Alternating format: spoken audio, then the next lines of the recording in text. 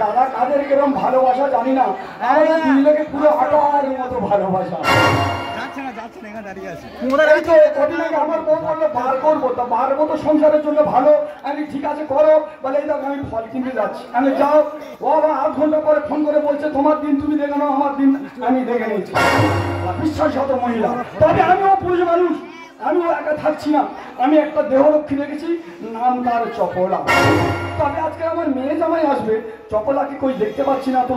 চপলা কোথায় গেল বলে দিনি। ও আমার চপলা বলে প্রাণদারে নইয়া বলা কি বলবে, প্রাণ খুলে বলো। হ্যাঁ এই আমার চপলা, দেখেছো পুরো তালের আটির মতো মেয়ে। চপলা বলো না, তুমি কি জানো আজকে আমার মেয়ে জামাই আসছে? তোমার মেয়ে জামাই? একদম আমাদের আমার তো মেয়ে জামাই। একদম। তারা আসবে কখন? তারা আরে এক্ষুনি এলো বলে। বলো প্রাণনাথ, আমার মেয়ে জামাই ঘরে এলে আমার কি কি করতে হবে? হ্যাঁ তুমি যেটা করবে, সোজা ঘরের ভিতর যাবে, গিয়ে ওই ঘটের মতো হয়ে বসে থাকবে। ঘরে মেয়ে জামাই আর আমি গিয়ে ঘটের মতো হয়ে বসবো? কারণ ওই নতুন জামাই আসছে তো, তুমি এমন কোনো ব্যবহার করো না যাতে জামাই খারাপ ভাবে। তোমার একটা কথা বলি শোনো, আমার কিন্তু ব্যাকগ্রাউন্ড খুব একটা সুবিধার নয়। আচ্ছা যদি জামাই ভালো হয় তাহলে খুব ভালো। আচ্ছা যদি জামাই বেগরবাই করেছে, আমি কিন্তু আমার লাইন থেকে লাইন চ্যুত হতে বাধ্য হব। না চপলা, তুমি বেলাইনে যেও না, লাইনে থাকবে, তারপরে যা করার এই অধর্ম করবে। তাহলে ঘরের ভিতরে গেলাম, যাও, গিয়ে ঘটের মতো হয়ে বসলাম। যাও চলে যাও। কিন্তু আমার মামনি এখন আসছে না কেন বলো? আমি এসে গেছি। কিরে মামনি, বাহ ভালো আছিস? আমি তো তোকে তো হেভি লাগছে রে। তাই বাবা, তোমার খুব সুন্দর লাগছে। তাই নাকি? আজকে তোমার এত হ্যান্ডসাম লাগছে, আচ্ছা সে তোমার আমি বলেই বোঝাতে পারবো না। হ্যাঁ ওর বাবার চুল ছোবড়া ছোবড়া হয়ে পেকে যাচ্ছে। আর তাতে কি হচ্ছে, আরো ভালো লাগছে তোমাকে। তুই জানি জামাই কর। তোমার জামাই? হ্যাঁ ওই এলো বলে।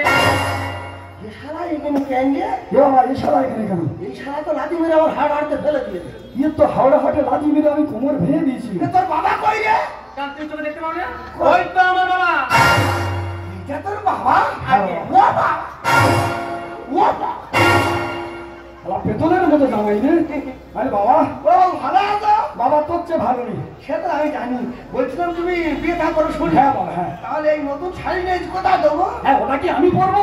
সোজা ঘরের ভিতর চলে যাও, গিয়ে দেখবে তোমার শাশুড়ি মা কোটো হয়ে বসে আছে, ওই কোটোর উপর দিয়ে চলে আসো। যাও। ঠিক আছে যাচ্ছি। হ্যাঁ তুমি যাও, তুমি একাও মার না। ও মা, আমি তোমার জামাই। তুমি আমার নতুন জামাই? আমার ছাওয়ালের মতো।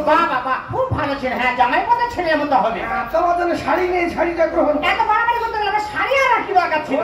নতুন শাড়ি মুখ একে নতুন বাবা, তা বৈষ্ণবী কালার শাড়ি কেন? আমি তো তোমার আশ্রমে পাঠাবো চিন্তা ভাবনা করি। আমার অগ্রিম টিকিটের ব্যবস্থা করে দিচ্ছি বাবা। কত ভালো ছেলে দেখো না একেবারে। ও মা, বাবা বল মুখটা একটু দেখি।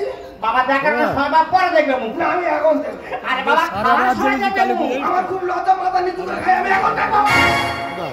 দেখো দেখো না, দেখো না, দেখো দেখো।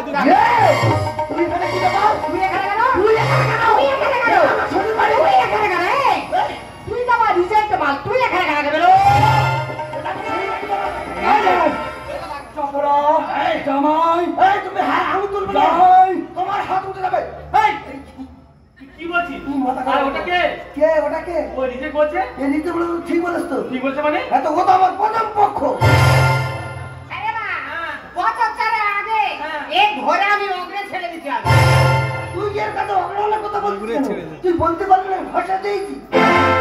এই দেখ ব্রাহ্মণরা, তুই এই বললি আমার পুরো গোটা সাদা, তা তোর এই কাদা কোথায় ছিল? ওহ, তা বৃষ্টি হলে কাদা হবে না? তোর কাদা হওয়া আমি সাথে ওই যা কাদা মারিনি, থাম। বলছিলাম কি, আমি না দ্বিতীয় বিয়ে করেছি, আমি ভুল করেছি, তোমার কাছে ক্ষমা চাইছি। তাহলে আমার নিয়ে তোর কপক্ষ হয়ে পড়েছে। আমার? হ্যাঁ আমার কথা চেপে যা, চেপে যা। আমার কেমন লজ্জা করে? আচ্ছা বল না। বলে দে, বলে দে। তাহলে বলে দিলে ও খালি বল। আমার এই নিয়ে তিন পক্ষ। দেখবি কেন নাকে লাঠি মারবো? দেখবি এ আমার দু পক্ষ বলে দিলাম আছে, আমার থেকে তো তোর এক পক্ষ বেশি আছে। ও বাবু। হ্যাঁ বলো বাবু। তোমার মেয়ের তো তিন পক্ষ। হ্যাঁ এটা নিয়ে তোমার কপক্ষ। তুই তো বাবা সম্পর্ক সব ঘেটে ঘ করে দিবি। তা আমার খুব বেশি নয়, ওই তোমার শাশুড়িকে নিয়ে ওই চার পক্ষ মাত্র। মানে মেয়ের থেকে এক পক্ষ বেশি। হ্যাঁ, যেটা সত্যি কথা। ভালো জিনিস। তাহলে তুমি যে জিনিসটা গ্রহণ করেছো, এই জিনিসটা কপ করে পড়ে তো জিজ্ঞাসা করো। মানে আমার চপলা চপলা বলো না। এখানে পক্ষ নিয়ে সবার যখন জানাজানি হচ্ছে, সব তো বুঝতে তাহলে পারছি। তোমারও কটা পক্ষ তুমিও বলে ফেলো। বলি শোনো, আমার শরীরটা খুব দুর্বল, আচ্ছা। আমি বেশি দূর এগোতে পারিনি। তোমাকে নিয়ে এই আবার মাত্র 5 পক্ষ।